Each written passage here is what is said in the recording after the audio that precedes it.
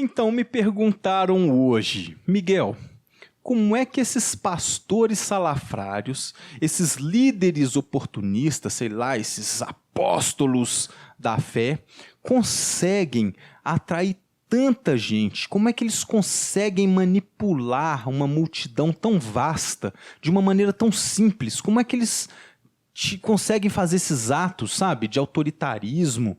E como é que eles conseguem atrair fiéis que se tornam tão devotos que chegam a ser fanáticos na hora de defender esse líder ou de defender as suas ideias? E a resposta é muito simples. Eles tiram isso tudo da Bíblia.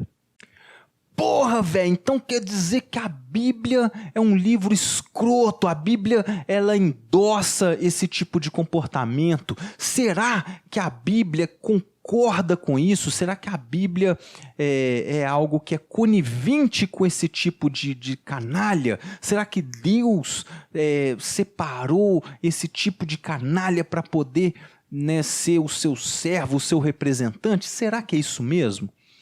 No vídeo de hoje nós vamos tratar esse tipo de assunto.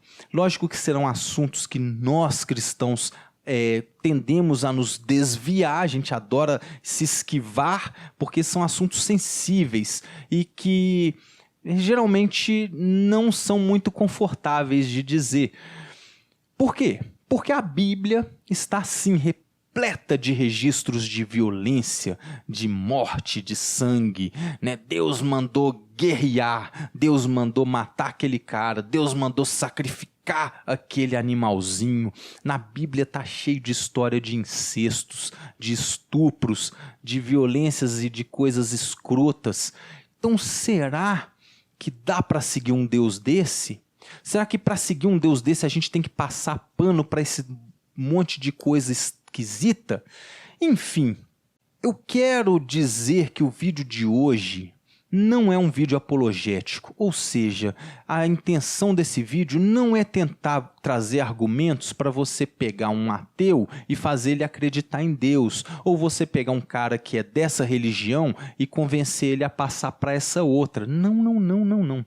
O vídeo de hoje tem como objetivo, primeiro, denunciar essa cachorrada, esses líderes que pegam um registro de algum elemento na Bíblia e levianamente trazem essas coisas para os dias de hoje de uma forma um pouco perspicaz para poder manipular as pessoas.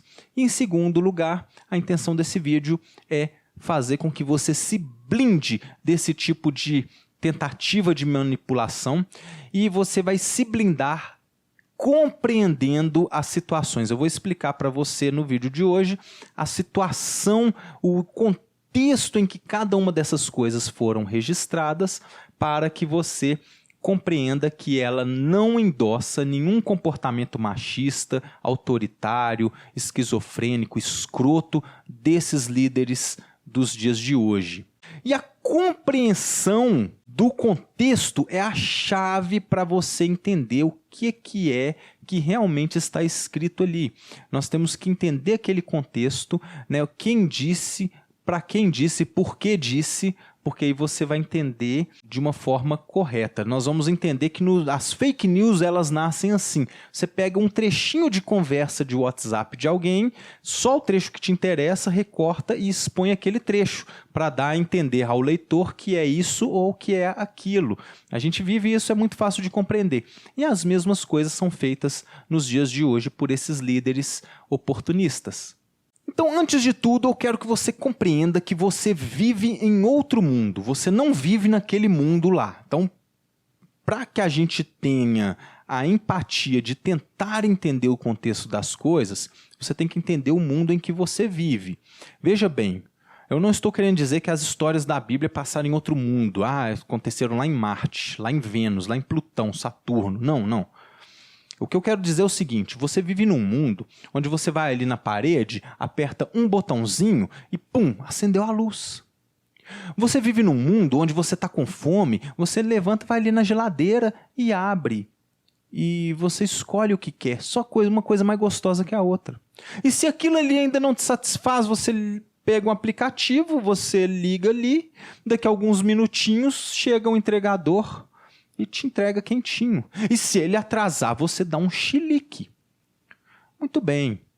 Você não tem mais que sair, eu tô com fome. Então você não sai agora pela selva perigosa, caçando um animal. E quando você encontra esse animal, você tem que abater esse animal e depois arrastar a carcaça desse animal até a sua casa. Lá você vai destrinchar esse animal no meio das moscas e você tem que arrancar ali as suas vísceras e assar ou então cozinhar aquele bicho. E você finalmente vai comer aquele bicho. E amanhã fazer a mesma coisa. E lembrando, né, que se sobrou, não tinha uma geladeira para guardar para você comer o resto amanhã. Não. Vai apodrecer aquilo ali. Olha como são mundos diferentes. O mundo em que você vive te cega a um ponto em que todos os outros pontos de vista se tornam inconcebíveis. Tenta entender a geração do seu pai. Tenta entender a geração do seu avô. Você já vai perceber que ali já existe um abismo entre gerações. Se seu avô falar assim, se sua avó falar, vem cá meu filho, vem cá, eu vou matar esse animalzinho aqui pra gente comer, eu vou matar essa galinha aqui.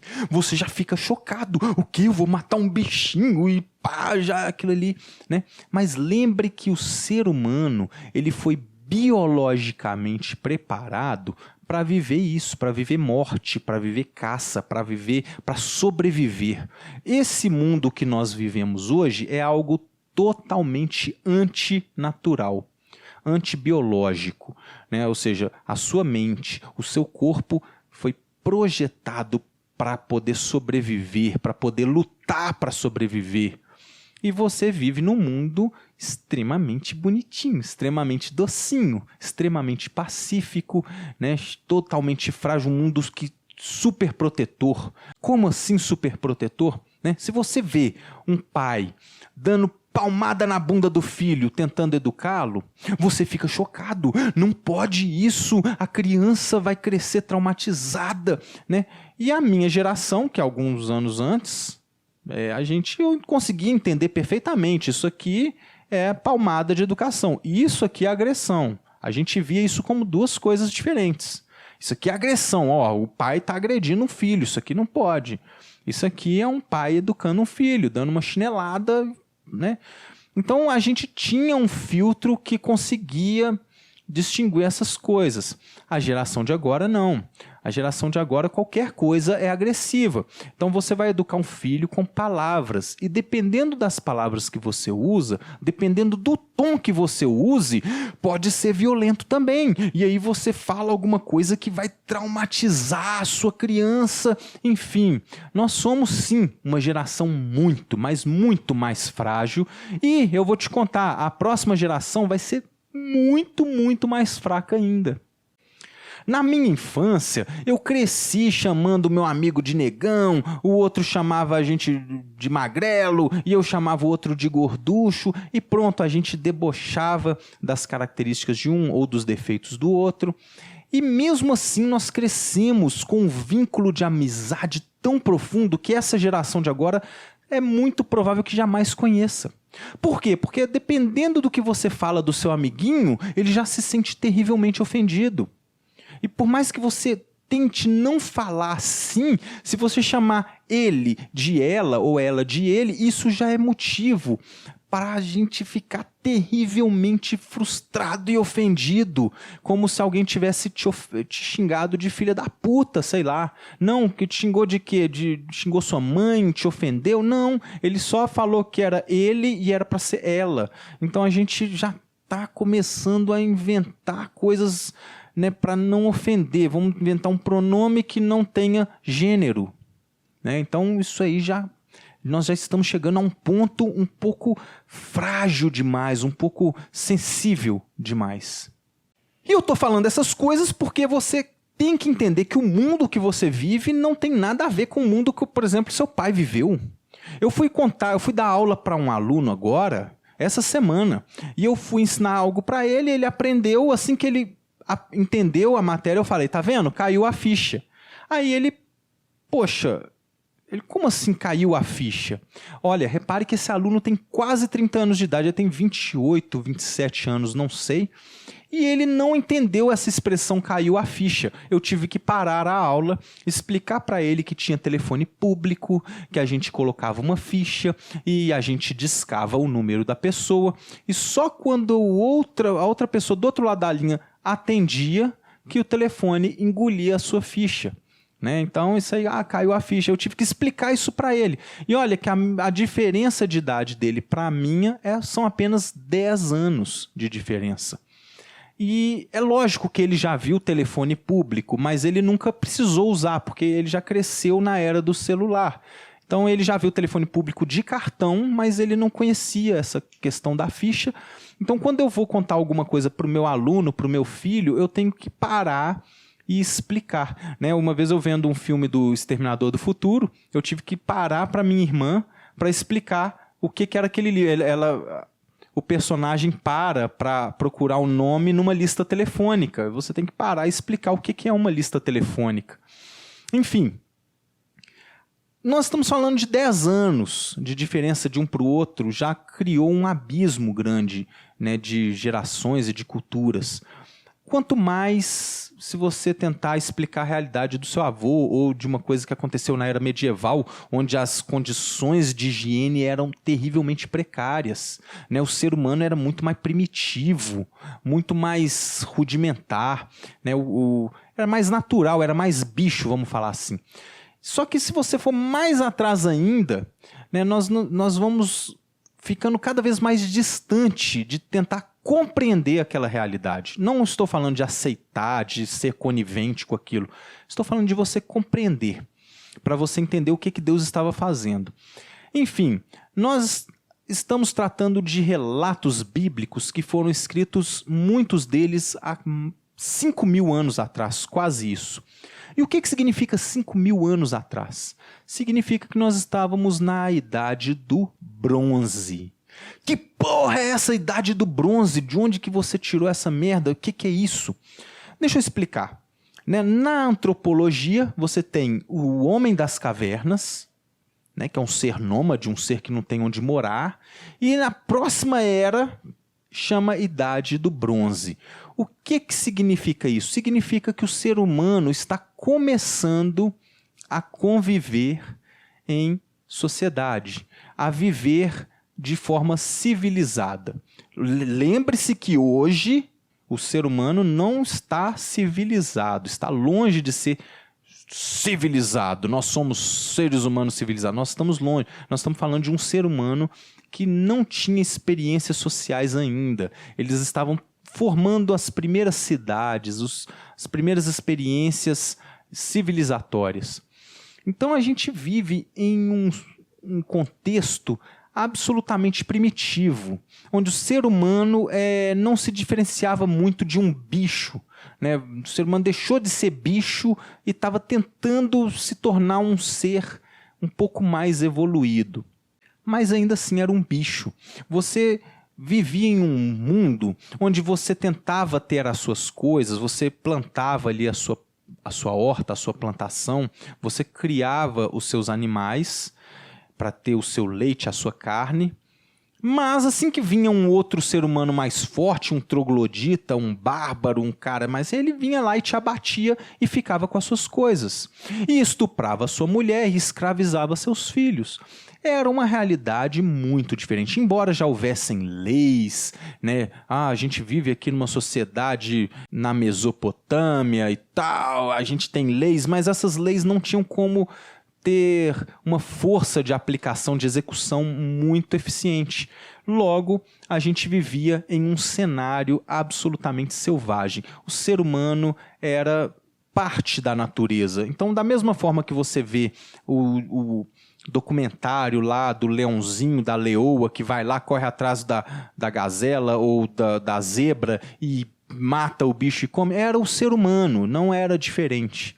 Né? Era pouca a diferença entre o ser humano dos outros animais da natureza. E Deus trata com esse ser humano de uma forma absolutamente natural. Né? O ser humano ele era mais violento, ele era um ser humano mais acostumado com a morte, com a caça, com a guerra. Por que com a guerra? O ser humano tinha que ser um ser bélico, Você tem que ser um lutador e pronto. Se você não é um lutador, é questão de tempo de vir algum outro e saquear suas coisas e levar a sua família como escravo, enfim.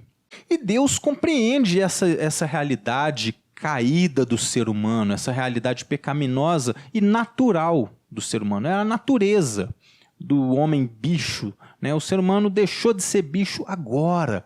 Ele não tinha um ensinamento social. Mas então vamos ensinar. Era o que Deus estava fazendo o tempo inteiro. Não tinha Google, você não pode julgar um homem assim com essa facilidade. Você não tinha uma biblioteca, não tinha a escrita estava começando ali, né? As primeiras escritas cuneiformes para registrar esses momentos estavam dando início naquele momento.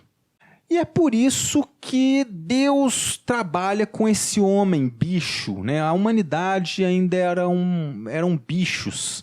Não que Deus fosse de acordo com isso, mas essa natureza do homem que ela se espelhava demais à natureza, né, dos animais. Então Deus falava, olha, eu preciso preservar esse povo aqui, essas tribos. Olha, repare que Deus usa esse nome, é tribo, porque é tribo mesmo. Aí você fala, é como se fosse tribo de índios? Não. As tribos de índio que existem hoje são infinitamente mais evoluídas do que as tribos humanas daquela época, né? Veja que os índios eles já dominam tecnologias de arco, de confecção de armas e de até mesmo estruturas residenciais muito mais evoluídas do que o ser humano naquela época. Qualquer índio, seja amazônico ou africano, qualquer índio dos dias de hoje está muito mais preparado para a vida do que aquele povo daquela época. Mas eram tribos, e Deus tenta preservar aquelas tribos porque era através daquele povo que deveria vir o Messias, né? O prometido dele. Então Deus dava aquele território para um povo e falava, vivam ali. E realmente esse povo sofreu tentativas de invasão periódicas. E eles tiveram que saber ali se defender. Se você não é bélico, se você não é lutador, se você não é ser humano guerreiro, simplesmente é questão de tempo. Vai vir um povo ali e vai entrar e te saquear. Mas e os momentos em que Deus manda atacar? Realmente, você percebe que tem algum povo que está ali te fustigando e você não faz nada, esse povo vai te dominar. Então, Deus, sabendo que precisa proteger o povo, ele manda, olha, vai lá e ataca aquele povo. E aí o povo ele atacava, né? E chegava nesse novo território, Deus falava, olha, mata todo mundo. É porque Deus quer que morra? Não. Deus está preservando ali um povo, Deus não queria que o outro povo, né, morresse, mas se ele deixa ali as crianças, por exemplo, vamos poupar esses menininhos aqui. Essas crianças vão crescer, e como são seres humanos primitivos, eles são bichos, né? Eles vão se lembrar que esse povo judeu aqui foi o povo que me saqueou, matou meus pais, é o povo que levou embora a minha cultura. Então é bem provável que esse povo amanhã faça alguma retaliação, né, quando eles estiverem grandes e tal. Então, e fora isso, Deus ainda tinha que preservar aquela cultura, não poderia se misturar com a cultura ou com a religião de outros povos. Então, parece que hoje, né, embora seja incompreensível para a gente começa a entender que naquela época esse tipo de comportamento era um comportamento do ser animal, do ser primitivo do homem, né? A nossa biologia, a nossa estrutura biológica foi feita, né, foi desenvolvida para viver esse tipo de situação, esse tipo de intempérie. E é por isso que nós temos que compreender, mas não aceitar, porque o tempo inteiro Deus estava tentando levar esse povo para um nível de evolução, onde eles chegassem a um ponto de sobreviver, de tentar cumprir a sua missão no mundo, enfim, da forma menos danosa possível. Mas e o machismo? Por que Deus manda as mulheres serem submissas? E por que tem tanta descrição tão machista? O que justifica isso? Nada justifica isso. Mas vamos tentar entender uma outra realidade, né? Nos dias de hoje, não. Nos dias de hoje você é mulher, por mais que haja diferenças, né, entre os sexos, diferenças sociais aí, você como mulher, você tem como ir lá estudar, se formar, entrar no emprego, se qualificar, enfim, provar o seu valor e vencer na vida. É difícil? É difícil. Mas eu tenho certeza que naquele momento você não teria essa mesma sorte. Vamos entender um mundo onde você como mulher não tem outra opção, né? Quando a Bíblia fala assim, olha, a bênção para uma mulher é achar um bom marido. Se eu falar isso com você hoje, você vai me dar um tapa na cara, e bem merecido. Só que nós estamos vivendo num mundo onde você como mulher, você não tem outra opção. Se você falar que vai vender alguma coisa, vou fazer, sei lá, costurar alguma coisa e vender, você vai ser roubada pelo primeiro troglodita que aparecer na sua frente. Você vive num momento totalmente tribal, você vive em um mundo que até na era medieval, há 500 anos atrás, você não teria como fazer isso, não com segurança. Enfim, mas aquela era, a idade do bronze, a idade do ferro, nós estamos tratando de uma realidade muito mais primitiva. Se você falar, eu quero ser professora, não, você não vai ser, não tinha livros, não tinha escola, você não tinha nem como aprender, né, nem armar um lugar para aprender, quanto mais para ensinar. Quem iria te pagar alguma coisa para ensinar não era uma questão assim de querer. Eu vou ser médica. Não havia medicina, né? A medicina até 100 anos atrás já era uma coisa absurda. Se você parar para estudar, a medicina era algo, né, que não existia, pelo menos não nessa época. E se você falasse, não, eu quero então dar o meu pulo, eu quero ser independente, eu vou arar a minha terra, eu vou cuidar da minha horta, do meu pomar, eu vou cuidar dos meus bichos e vou ser uma mulher independente. Nos dias de hoje isso faz sentido. Se você quiser, você pega ali um trator, pode ser mulher, não tem problema. Você pega um trator, em alguns minutos você já conseguiu arar quilômetros quadrados de terra. Mas naquela época você não tinha essa estrutura. Na verdade, essa enxada que nós temos nos dias de hoje já é algo muito evoluído, já é uma ferramenta extremamente moderna. Né, a qualidade de tudo. E com essa enxada já se torna um trabalho terrível, né, arar uma terra ou você tratar a terra. Agora imagina em um momento onde as ferramentas são feitas de pau e de pedra. E por mais que você enfrente essa dificuldade e fale, olha, eu vou cuidar da minha horta aqui, cuidar dos meus bichos, suponhamos que você é uma mulher forte e você tenha força para poder cuidar de animais e tudo mais. O primeiro ser humano, o primeiro troglodita que cruzar o seu caminho vai te tomar tudo. Ele vai te estuprar, ele vai acabar com tudo seu, vai levar tudo embora, isso se te deixar viva. Então nós estamos falando de uma realidade que realmente é isso, né? Quando Deus fala, olha, uma bênção para você vai ser arrumar um bom marido, significa que você tem alguém que possa te dar uma proteção e te dar um sustento e te respeitar. Lógico que a comunidade judaica daquela época não tinha ali uma característica muito de agredir ou de ser possessivo daquela época, né?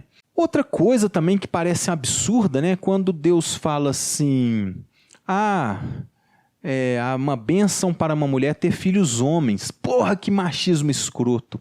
Mas pensa bem, você vive num mundo que não tem previdência, não tem como você se aposentar.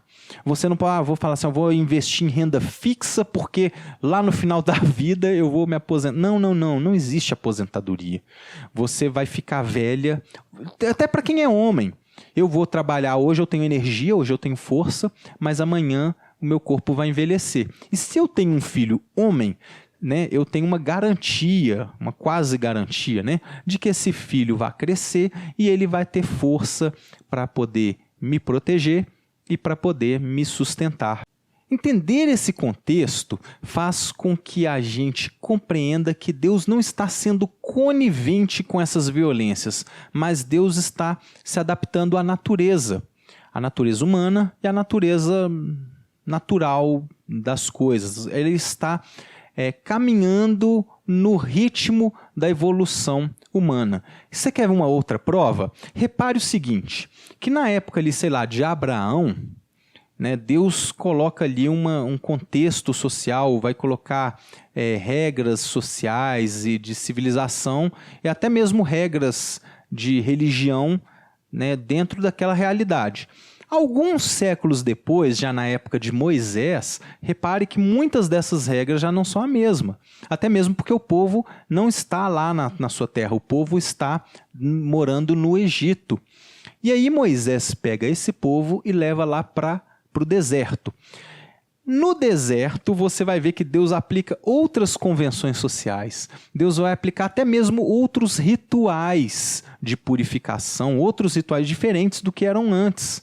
Deus vai usar até estátuas para poder curar alguma maldição, alguma coisa. Então, até mesmo os rituais religiosos mudam de acordo com a civilização, com a evolução do homem. Então o homem sai ali do deserto, né? O povo sai do deserto e vai parar ali em Canaã. Lá em Canaã agora é uma terra própria, eles não são mais nômades. Ali Deus vai aplicar outras regras, outras convenções sociais. Ali vai reinar um elemento chamado teocracia. Não tem um rei, não tem um líder, né? O povo vai seguindo a Deus e vai seguindo a sua evolução de uma forma um pouco mais natural, mais neutra. É a época dos juízes, né? Então ali você vai ver que as regras sociais são outras. Mais para frente, quando essa Canaã se torna Israel, se torna um estado, um reino, ali as regras sociais já vão mudar mais um pouquinho. Ali já vai ter uma cobrança de imposto, já um monte de outras coisas vão mudar, né? Deus não vai ser mais adorado num tabernáculo e ele passa a ser adorado num templo. Um monte de coisa muda, tanto na religião quanto nas convenções sociais. Então Deus vai se moldando à realidade tanto da natureza quanto da humanidade. Então, respeitando, não é que ele está sendo conivente, ele está andando, ele está, né, dando os passos no nível do ser humano. É como se Deus hoje quisesse que a gente tivesse consciência de coisas que vão acontecer lá no futuro. Não tem como, a gente não vai conseguir conceber isso. Enfim, na época do exílio, alguns séculos depois, quando o povo, né, perde o seu reinado e o templo é saqueado, eles perdem a Arca da Aliança e o templo é destruído, eles vão reconstruir o templo, ali você já vai perceber que já existem outras regras e Deus vai encaminhando aquele povo de acordo com a sua evolução. O ser humano já não é tão mais violento, já não é tão mais acessível. Ideias como misericórdia quero e não holocaustos começam a aparecer na boca dos profetas. Então você já vê que Deus não quer mais esse tipo de comportamento que era um comportamento que Deus esperava de um povo mais primitivo, da Idade do Bronze. Agora nós já estamos na Idade do Ferro, caminhando para a idade de Cristo, né, para a era de Cristo. Ali nós vamos ver outro comportamento do ser humano e outro comportamento de Deus que acompanha esse nível de evolução e de compreensão cultural do mundo que o ser humano tem. Só que, passado mais uns tempos, acontece algo muito maravilhoso. O mundo conhece o Messias, o Redentor, o Salvador, o grande mestre. Eu não sei como que a sua religião considera Jesus, mas Jesus vem com uma proposta muito maluca. Ele vem com uma contracultura. Ele vem propor algo muito diferente que Deus tinha proposto ao ser humano até então, porque agora sim a promessa de Deus havia se cumprido. Ou seja, após a queda do homem, Deus permitiu que o homem evoluísse, né, sofrendo muito. Então toda a dor, todo o sofrimento que eles passaram, toda a vergonha, toda a luta que eles tiveram que passar, fez com que a humanidade criasse ali recursos para aprender a conviver em comunidade, a depender um do outro, a ajudar um ao outro. até que isso se completa na figura de Jesus. E Jesus vai propor exatamente o contrário de tudo isso em que o ser humano se expôs por conta da sua maldade. Jesus vai vir e propor o seguinte: sejam pacíficos, se entreguem, morram para as coisas do mundo, parem de buscar as coisas daqui. Aqui não há felicidade, nesse mundo não tem nada que valha a pena lutar. Ah, mas e se a gente lutar pelo reino? E se a gente lutar... Não, nada aqui vale a pena. E se a gente lutar pelo Brasil? E se a gente lutar por aquilo que eu amo, pelas minhas guitarras, eu quero ser isso? Não, nada aqui vale a pena. Você vai lutar, você vai ser bem-sucedido naquilo que você faz, mas eu vim aqui trazer um outro reino, uma outra proposta. E ele vem e estabelece um reino de uma forma muito legal. Lá em Lucas, no capítulo 16, no versículo 16, está escrito assim: a lei e os profetas duraram até João, ou seja, João Batista. Desde então é anunciado o reino dos céus, o reino de Deus. Reino de Deus. E todo homem se esforce para entrar nele. E como é que eu entro nesse reino? Como é que eu me esforço? É com a força bruta? É com arma? É fazendo arminha? É fazendo o L? Não tem nada a ver com esforço, porque esse reino não tem nada a ver com os outros reinos dessa terra. Esse reino, ele se manifesta nesse mundo a cada vez que você pega algo seu e entrega para um necessitado. A cada vez que você deixa de viver a sua vida para poder atender a necessidade de alguém que precisa de algo. Esse reino se manifesta a cada vez que você demonstra amor e vive as coisas maravilhosas, né, que só o amor pode te dar.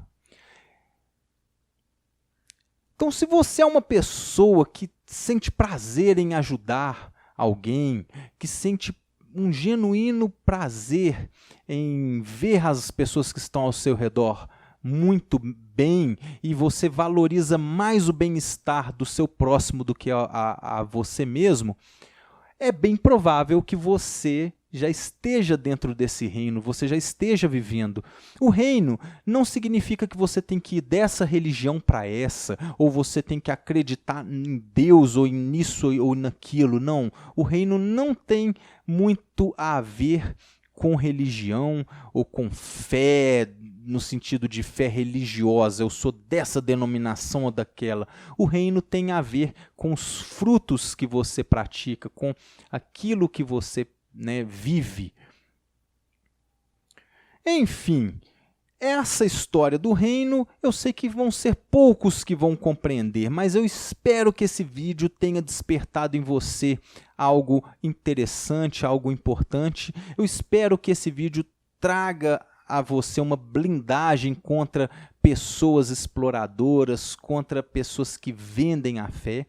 E eu espero que você já tenha dado um like e já tenha compartilhado esse vídeo com alguém que você gosta, com alguém que você ama, ou com alguém que você sabe que já foi magoado por um desses canalhas que pegam esses elementos e não compreendem o contexto deles e usam eles de forma leviana para poderem ser machistas, para poderem ser autoritários e babacas e escrotos, sem pesar a própria consciência. Eu sou um escroto com o respaldo bíblico, né? E é isso aí, turma. Conto com a sua força e até o próximo vídeo.